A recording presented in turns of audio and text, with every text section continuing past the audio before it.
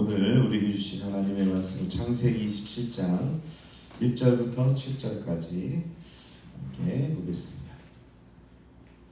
창세기 27장 1절부터 7절까지 우리 한 목소리로 같이 공독합니다. 시작.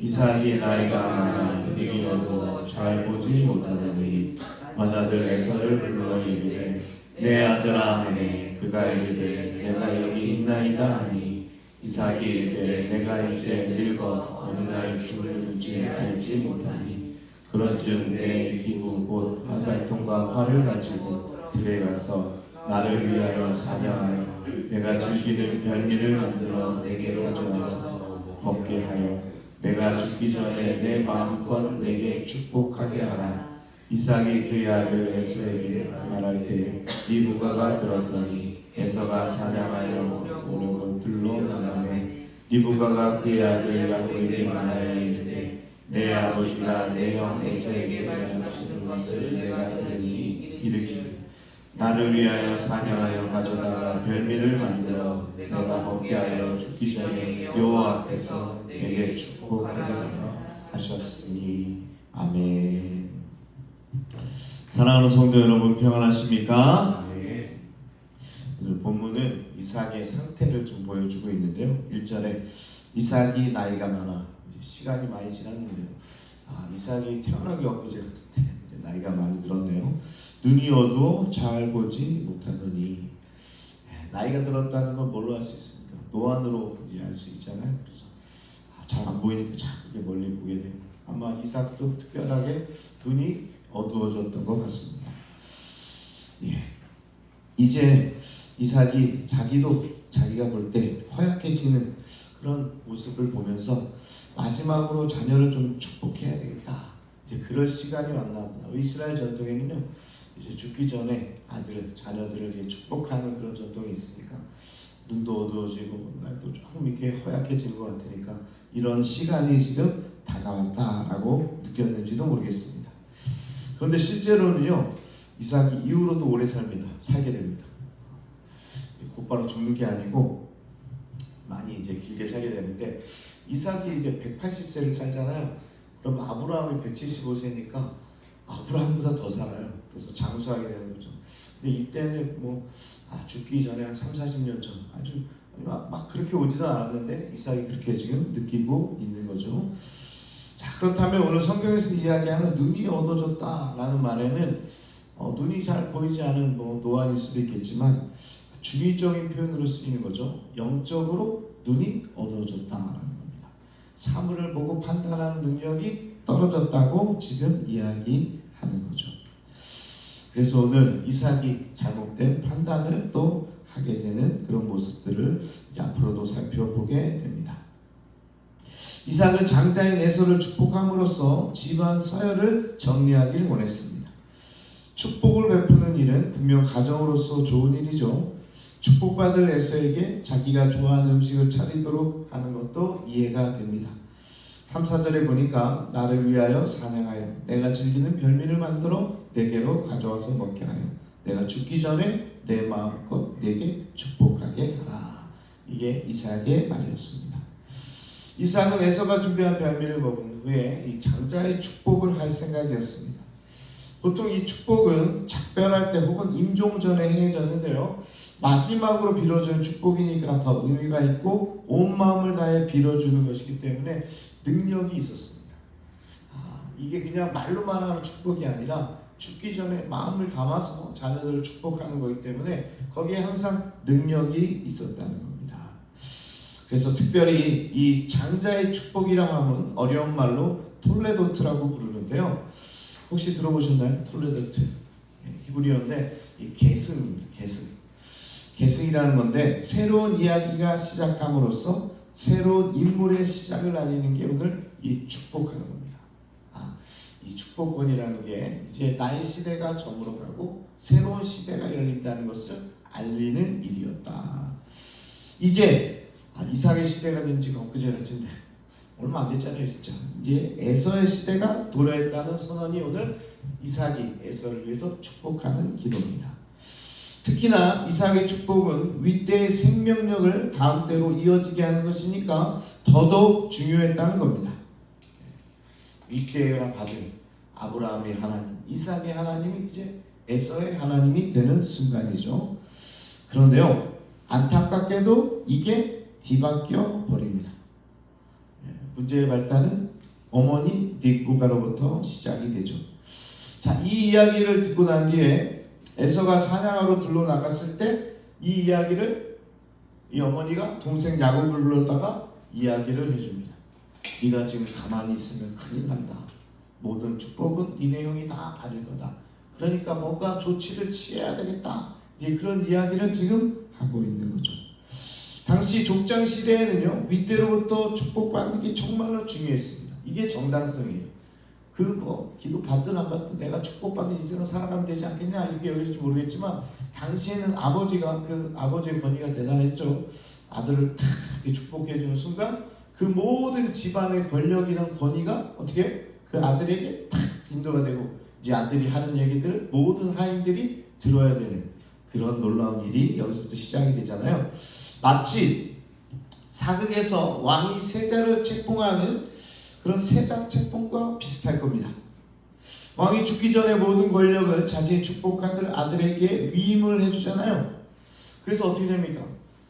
이 자기 아들을 세자로 만들기 위해서 어머니들의 암투가 벌어집니다. 이게 이 사극의 단골 메뉴 아닙니까? 자기 아들을 많은 이제 뭐 아내도 있고 첩도 있고 막 이러니까 이 아들을 왕으로 세우기 위해서 막 뒤에 거래가 일어나고 막 이 암투가 벌어지고 막 그러잖아요. 여러분 사극도 안 좋아하시나요? 사극도 안 좋아하시나요? 보니까 별로 관심도 없어요. 누가 왕이 되든 상관없습니다. 근데 그게 정말 중요하잖아요. 여기서 밀려나는 순간 모든 가문이 거기서 끊어지는 겁니다.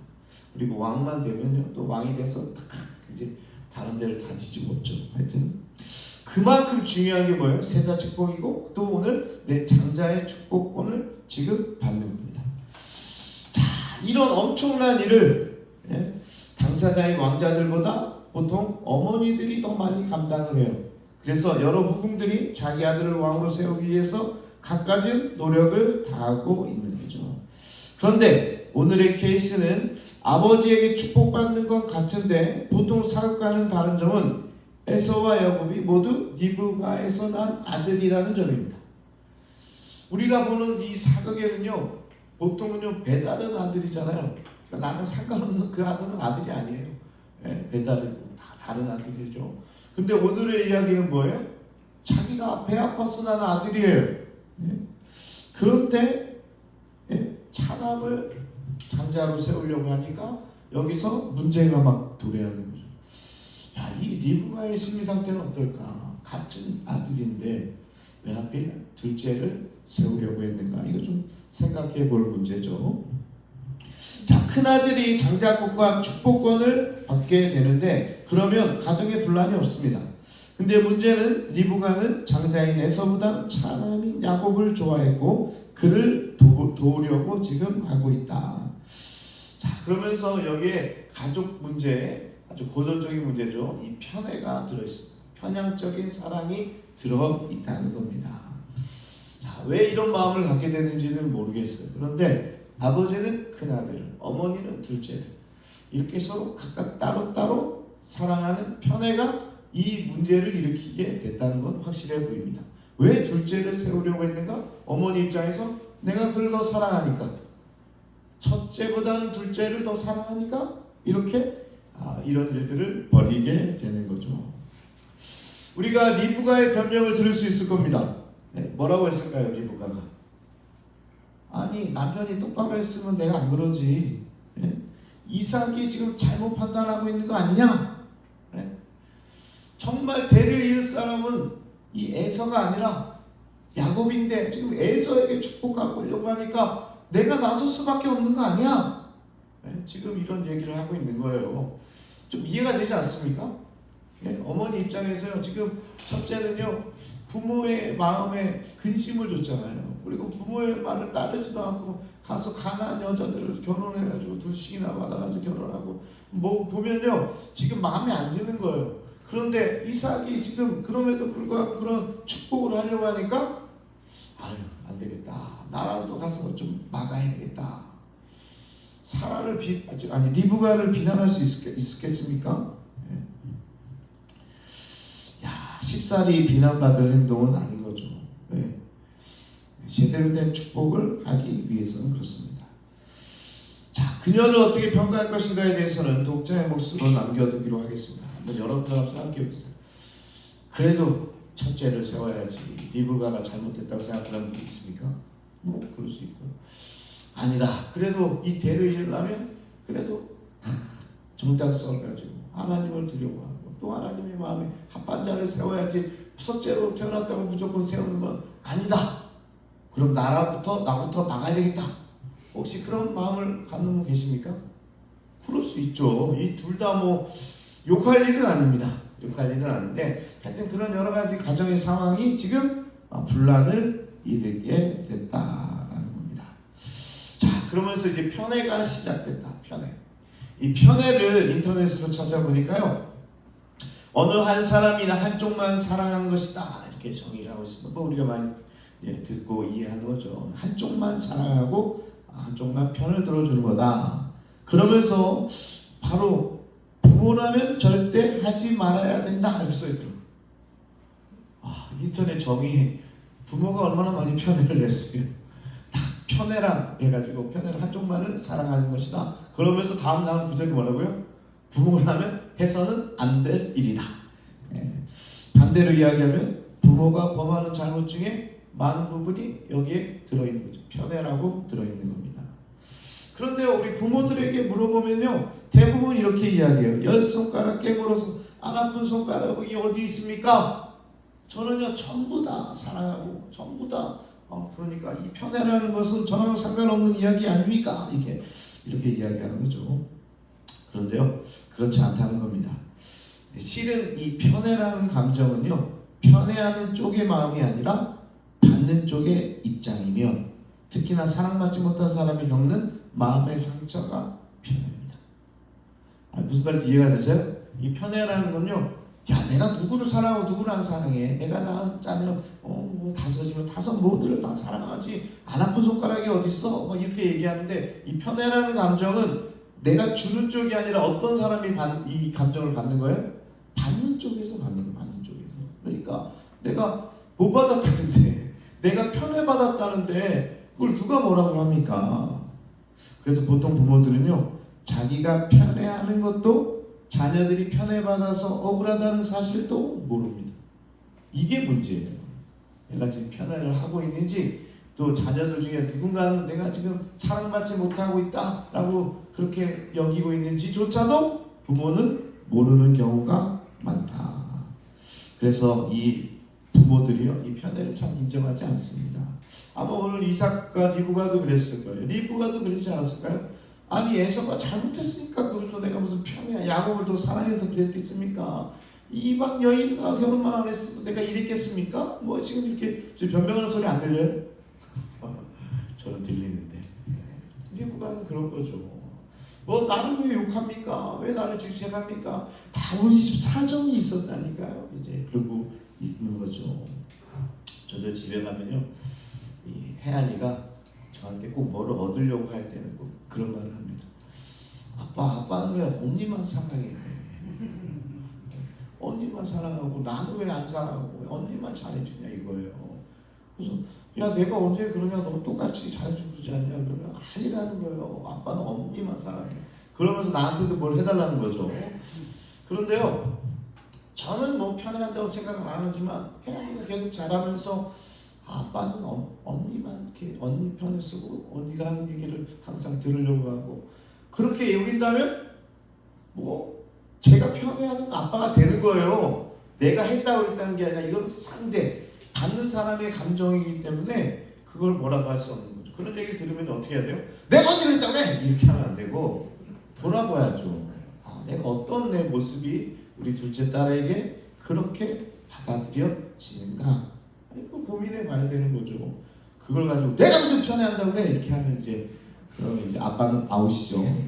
나는 얘기도 안 되고 상대도 안 되는구나. 이제 이렇게 되는 겁니다. 근데 문제는요, 이 편애를 받았다고 생각하는 아이는 심각한 정서적 발달 장애를 겪게 된다는 겁니다. 그냥 문제가 아니라 아이에게 충격이 가야죠. 했든 안 했든, 내가 편애를 했든 안 했든 상관없이 아이가 그렇게 받아들이게 된다면 이거는 아이에게 감정의 구멍을 내는 겁니다. 그러면서 이런 애들은 보통 이제 엄마가 화를 내고 있으면, 그게 보통 애들은 엄마가 무슨 일이 있나 보다, 화가 난 일이 있나 보다 이렇게 생각하잖아요. 근데 이제 이런 감정에 골이 있는 애들은요, 여러 가지 이유로 상처가 있는 애들은 내가 뭘 더 잘못했나? 엄마가 왜 화를 내고 있지? 내가 뭘 잘못했나 보다. 이렇게 감정을 이제 엄마와 동일시하면서 자책을 합니다. 이게 이제 정신과적 문제로 가는 그 첫걸음이에요. 그런 문제를 생기게 발견된다는 겁니다. 그래서 편애하는 엄마에서 자란 아이들은 보통 이런 이제 막 눈치를 보게 되고, 이 엄마의 모습 속에서 자기의 잘못을 자꾸 찾아내려고 하고, 그럴 필요 없는데 이제 그렇게 자라게 된다는 그런 이야기도 있죠. 그러니까 이게 이제 문제가 되는 겁니다. 그래서 오늘 이 가정도 보니까 이삭이요, 뭐 정말 변명할 게 없어요. 에서에 대한 특별한 사랑을 가지고 있었습니다. 그러니까 한마디로 편애죠. 그래서 이삭은 씩씩하고 활달해서 자기가 좋아하는 고기를 늘 사냥해서 대접해 주니까 이 자꾸 끌리게 되는 거예요, 에서에게. 그러니까 이 에서를 사랑하게 됐고, 이제 반면에 어떻게 됩니까? 반면에 병약하고 소심한 야곱은 보면 쟤는 어떻게 될까 이렇게 혀를 차게 되고, 이제 어떻게 보면 사랑하지 않게 되는 거죠. 이렇게 편애가 되는 겁니다.